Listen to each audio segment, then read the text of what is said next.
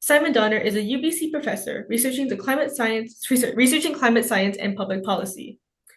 Lead author of the IPCC Sixth Assessment Report, he co-chairs Canada's Net Zero Advisory Body and directs UBC's Climate Solutions Research Collective, guiding pathways to net zero emissions. Thanks so much. I'll just tell you a little bit, no slides for this. I'm just going to tell you a little bit about what I do and what we do.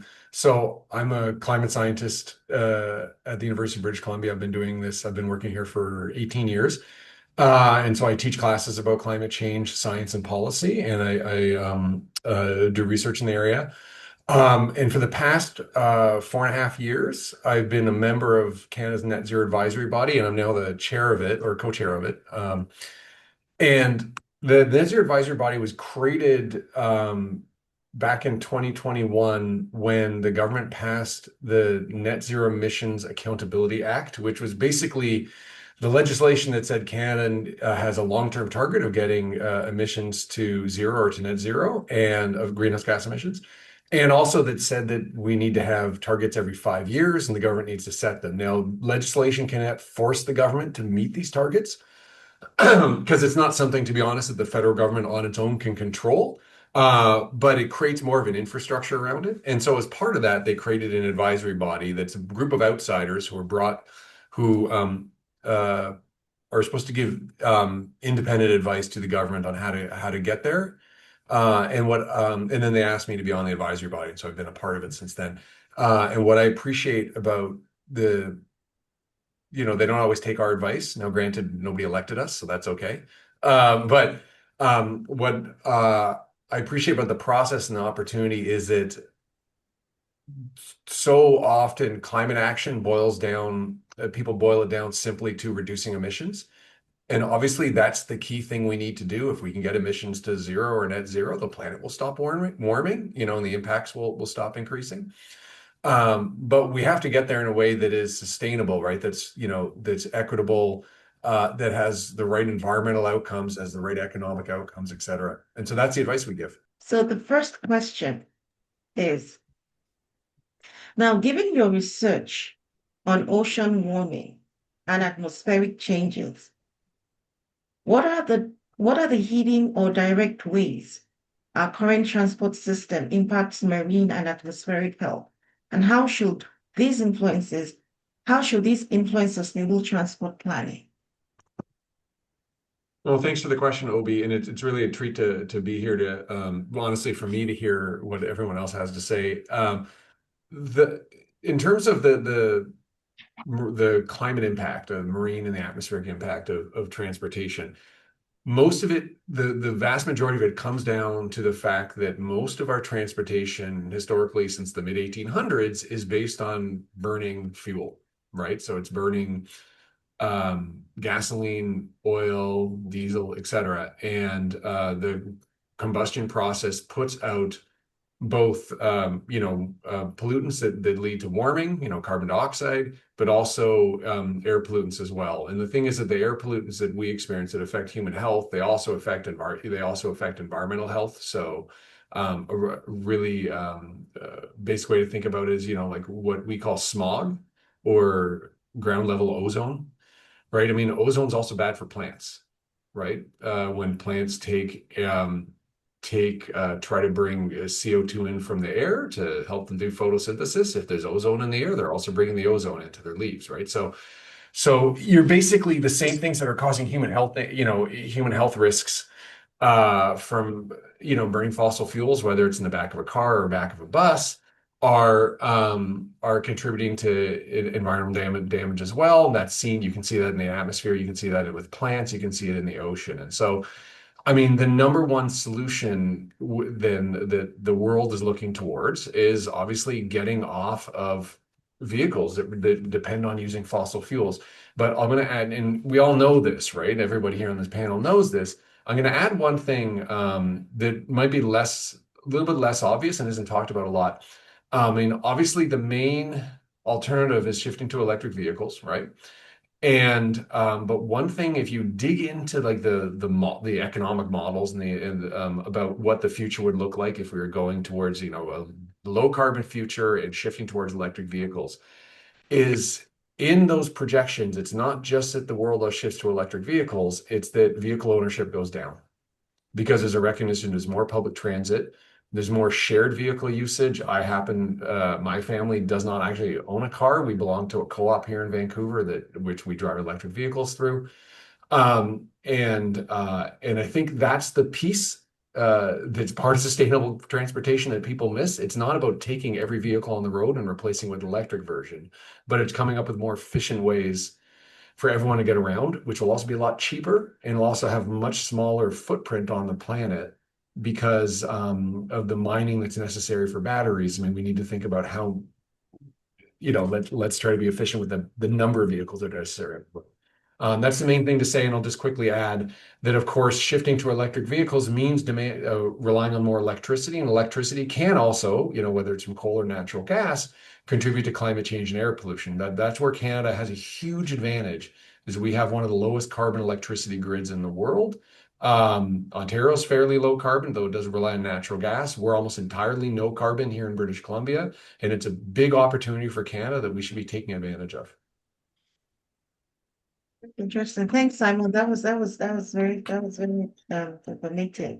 So I do agree. The solution is not just changing to electric vehicles. It's the planning of it. It's the efficient usage of it, using it when necessary, right? Not just because it's available, right? Because, like you said, there's the mining of it, and there's pollution happening, and there's the battery repair and storage, and the dispose. Absolutely. There's a lot around that. So thank you very much.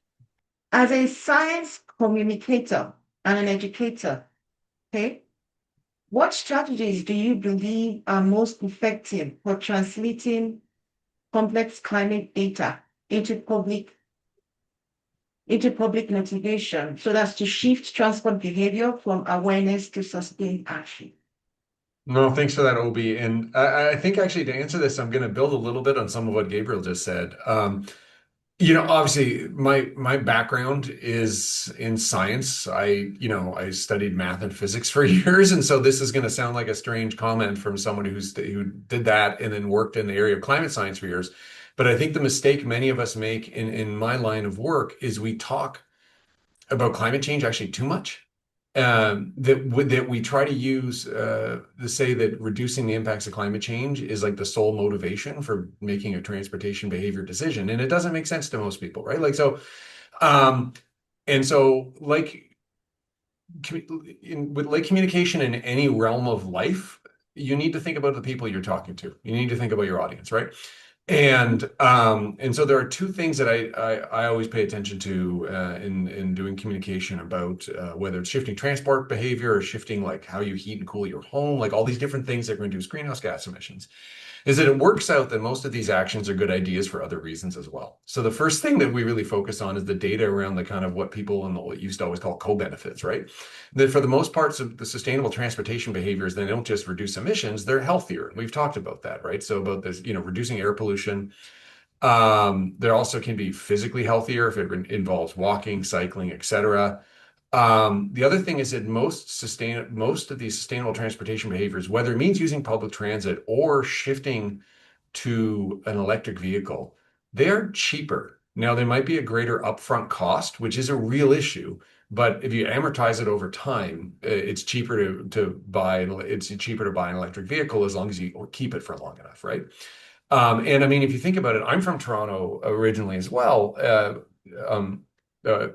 and the biggest climate action probably in Canadian history was Ontario shutting down the coal burning power plants. And it was not done because of climate change. It was done because of air pollution. And I think there's a lesson for Canadians in that. And so part of it is talking about code benefits. The other piece is, Gabriel was talking about sort of lowering the barriers a little bit to making people feel comfortable using public transit. Um, that that's obviously something you're not quite doing in the communication part, but but part of the, I think that's important to highlight in the communication is some of these is to try to communicate that the barriers aren't as high as they seem to be, right? And so one of the things I can say, just having driven electric vehicles on and off for years, is that it's much easier to charge them than people think. I mean, it depends a little bit where you are in the country, to be honest, but it is much easier to charge them than people expect. and they, for the most part, are quieter and more pleasant vehicles to drive. Right. And so I think like that doesn't get communicated as much. In the same way, it's just like communicating that like that's, I've been cycling to work or school since I was 17, since going to high school in Toronto. And so I'm willing to cycle to work or to school, back in the day, regardless of the quality of the bike lanes. Because I just used to bike on every street in Toronto when back before there were any bike lanes really. But now the cycling infrastructure is increasing so much in our cities, and I know there's a big fight about it, obviously in Ontario. Um, it's just a lot safer and easier than things used to be. And what strikes me, at least here in Vancouver, and a little bit when I'm back visiting, is that it's often a faster way to get places, right? And that's a piece that's not communicated, right? And so when I talk about these things with anyone who's a little bit reluctant, I don't focus on the climate side. We just talk about what are the other benefits. So, Yeah, totally. Thanks, Simon. So I'm in agreement with you. If you focus on climate change, you get the climate denial, the people that are saying it's not happening, and then it turns the conversation to something else, right? yeah, And that's hard for me as a scientist, but I give in on you don't have to win that fight every day. no, but what you said is really good, and that's connecting it to, bringing in the social aspect of things, right? Yeah.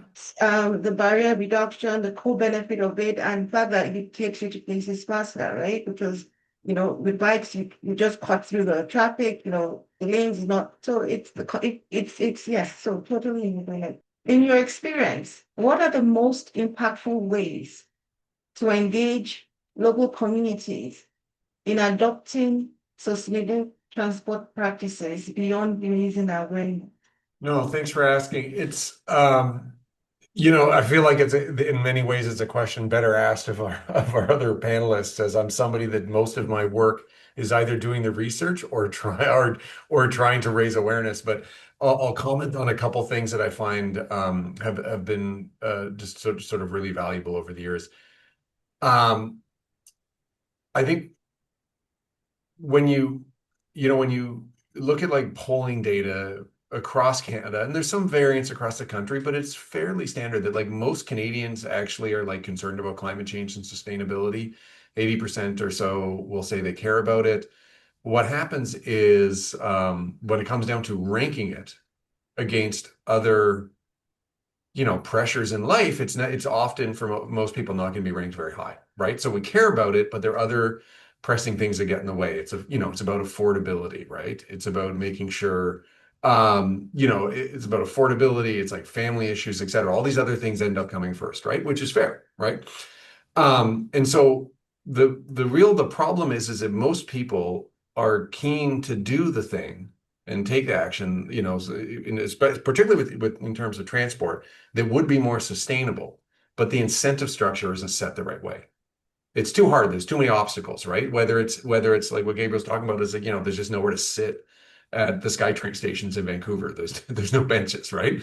Um, whether it's that or it's simply like the cost is too high, right? And so, for example, like and right now, like we're going through this at a federal and at a provincial level, where the government for years had been providing support to people to buy electric vehicles. Now, I think there's a lot of pros and cons to the rebate approach because electric vehicles are still expensive, so it's not clear that that's really a subsidy that's helping people with low incomes get into an electric vehicle, right? But the point being, like the government's put that on pause, right? And meanwhile, they're talking about all sorts of other issues, and so it's unclear what the federal government's going to choose, both about the rebates and about what kind of the standard to set for the country about what electric vehicle update in sales should be. And why is that? Why are they able to do that? Is because they're not hearing from Canadians about it. They're hearing from Canadians about other issues, right? And so one of the things, like when we talk about raising awareness, like when I'm speaking, whether it's to students here at the university or whether it's to folks through my federal work or everything, I mean, so much of the goal of raising the awareness is to get more people to communicate to their city councilors, to their provincial officials or federal officials, right? And so it's not just about raising the awareness so that you will make a decision. but it's to say that like the decisions are too hard for the individual person to make, right? The incentives aren't set right. And we need government help to set the incentives. And so what we really need to be doing is convincing people the value of on your own or collectively, you know, communicating with and or lobbying your representatives, because that's what's going to set the tone for so many of these things. I mean, right now we have the federal government talking about investing in major projects across the country, right? Where's the public transit projects? They're not on the list, right? There's a train line here in Vancouver that would be coming to my university that everyone's waiting for the money for. Why not choose that, right? Like, yeah, so I hear you, Simon. Really, it's how do we get people like when because they do put out information like okay, consultation, right? They do put out consultation yeah, requests, right, regarding trying to decide okay, where to go forward. And I guess it's for us to participate in that consultation process so that they hear and say that this is what's important to us. And if we're not doing yeah. that, then they won't pick it up. You know, they will And I go don't for want to cut into anyone's time, but I'll just say they yeah. have to do it before the consultation because the problem is the consultation's too late, usually too late. The Yeah, decision's because already in just have already process. made. Right, I hear you. So it's like how will now it be now be implemented? You're so correct. Yeah. That's so true. Yeah, that's thank you.